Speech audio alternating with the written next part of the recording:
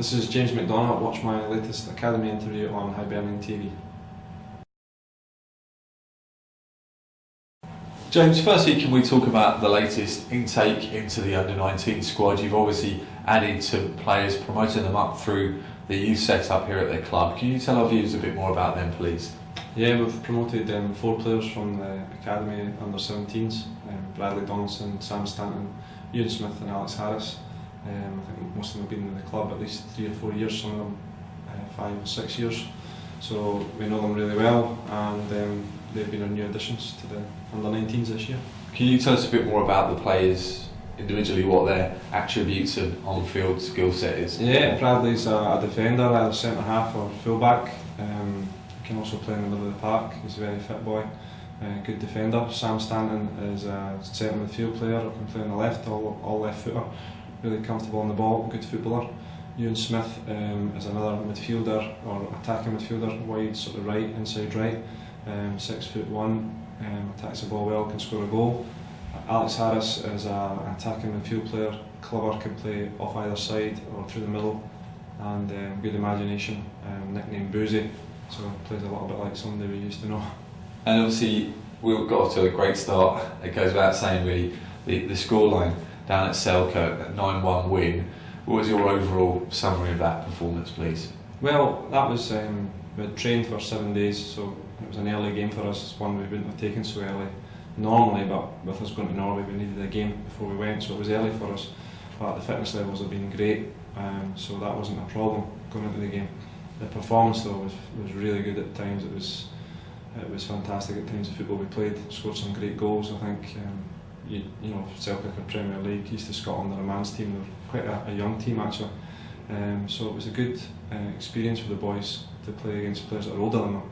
But they passed the ball really well, played some great football at times. To score 9 goals against anybody is getting into good habits for the season ahead, especially when we could have done 1 or 2 goals come the end of last season, would have maybe taken us to a cup final or up the league a little bit. So it looks like we've got goals in the team, and I think it was 6 or 7 different goal scorers, which was good as well.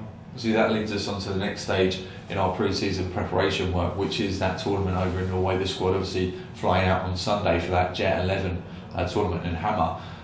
Lots of teams throughout Europe participating. We're obviously playing against 3 Norwegian teams in our group, including Rosenborg. What are we looking to gain and get from this experience overall? Well, I think any tournament you enter, you want to try and win it, but that's not really our main goal, to be honest, because it will be a 3rd week of pre-season and we'll play at least 4 games, maybe 6. So all I really want to get out of it is, by the end of the week, 4 games under our belt, get the fitness levels up, game experience, and come back with a clean bill of health. Unfortunately this season we've not got a big squad. 2 or 3 injuries will set us back a long way. So well, it would be nice to win the tournament, and people, obviously the public, look at that, how did they get on the results. For me, we're going into a tournament where teams are in the middle of their season, we are just back, they're a year older, it's a 1992 tournament, and we will be taking boys 1993, 94 and 95. So for me, it's getting games, it's getting fitness levels up, and hopefully staying injury free to come back and continue pre-season back here. How beneficial do you believe it is though to a young player's overall education to be exposed to different cultures, different playing styles, to play against foreign opposition? I personally think it's vital to see the different cultures on and off the park. I mean, we'll be sharing a hotel with a number of other teams in the region and foreign, as you say, so you can pick up a lot of things from them. I think the good thing about this year's group is they are a very good group on and especially off the park. Their manner and they set a really high standard for themselves, so you expect big things off them, both on and off the pitch. So to get that exposure in a different country, whether it be Norway or Holland or France or Portugal, wherever you go, I think it is vital for them if they want to continue their career in football, because at some stage you want to be playing in European football, you want to be at the top and playing the European game every midweek for most of the season. Or international games, you need to be able to handle them, so it's part of their learning, and it's a great thing for them.